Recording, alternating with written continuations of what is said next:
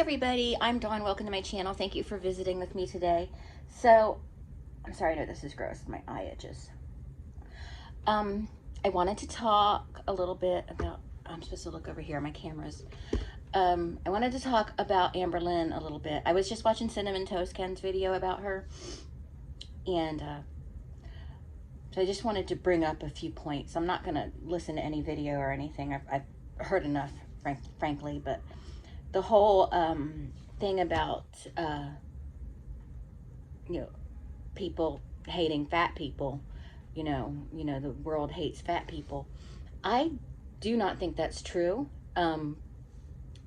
There are a lot of fat phobic people, and I'm not denying that at all, but those people are trolls. They're just bad people. We're not talking about those people because we know, okay, we know about them.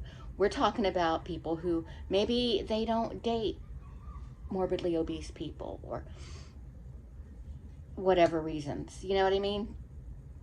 It's not about being shallow. It's about, people when they at least when they reach Amber Lynn's age, if they haven't already gotten married and everything, they're looking for a life mate, someone who is going to, even if they haven't really thought about it, at the end of the day, and I hate that phrasing, but at the end of the day, you're looking for your life mate. Unless you're just a playa. You're looking for a life mate, and you want someone who's going to be healthy, who can live a life with you. I can say Eric never told me to lose weight. He never said, you have to lose weight. He never said that or anything like that. But I think that if I kept gaining and gaining and gaining, he probably would have left me by now. Not because he didn't love me, but because he wants someone he can grow old with. And you just can't expect to grow very old with someone who's super morbidly obese. It's just not realistic to think that way. And you want someone that can enjoy a life with you. And, and me and Eric, even at my heaviest, we were go, go, go, go, go. But now we're like, just go all the time. We're always planning trips and activities and stuff. And I seriously doubt that I could be doing those things if I just kept gaining and gaining and gaining. So, it's not always about being shallow. Sometimes a lot of times it's about just wanting to live a life, and to live a life with, the person you chose to live your life with. And most people, I would say, don't want to live a life with somebody who can't live a life. So, yeah. And the other thing I wanted to address was her, always talking about how she's depressed and how she's sad that, her and her girlfriend broke up and they're not going to be together anymore in a few months. And so here is the issue with that. This isn't going to get easy because she's living with her still. And I realize they probably have separate lives now and everything, but we know Amber. And we know she's probably trying to get herself in there and stuff, but you can't heal when the person that broke your heart is right there at all times. And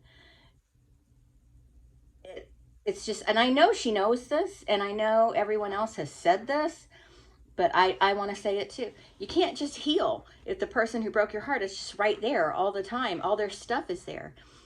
The healing can't begin until that woman is gone. And I feel, and I think other people feel too, she's already putting herself out there for another significant other, because Amber Lynn cannot be alone. She can't be alone. And I don't know. I don't know if she feels she can't. And I think part of her problem, her depression, is she's kind of panicking a little bit, because if she doesn't find somebody quick that can help her do stuff, she's going to have to do things on her own, and she physically can't do all the things that need to be done by herself. She just can't. So yeah, what is that? Oh. so in those terms, she is looking for a caregiver.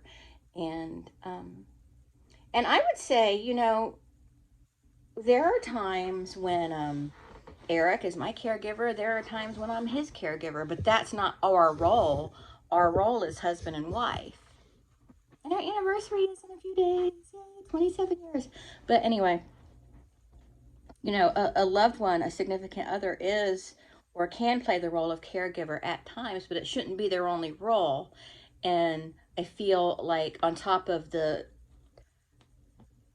toxic life her exes have were forced to live in or felt forced to live in with her, there was that, and then there was also that caregiver role, especially for Becky, that just got ridiculous.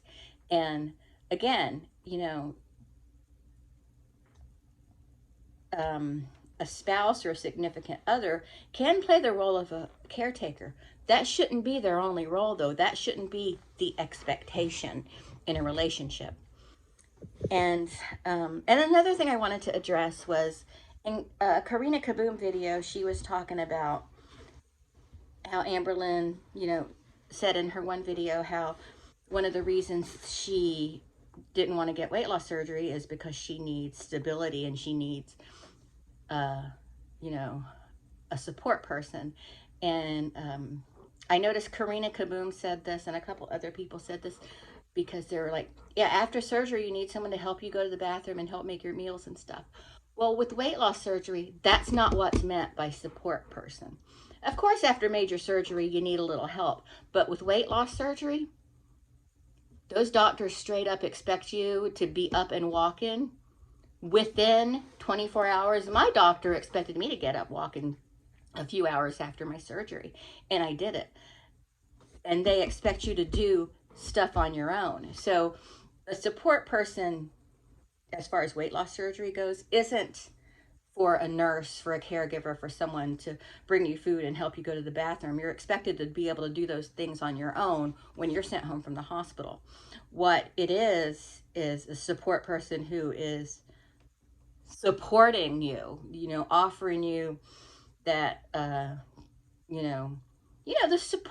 support person, like you support a loved one going to college, or you support anybody else on a weight loss journey. It's not to take care of their physical needs while they're recovering from surgery.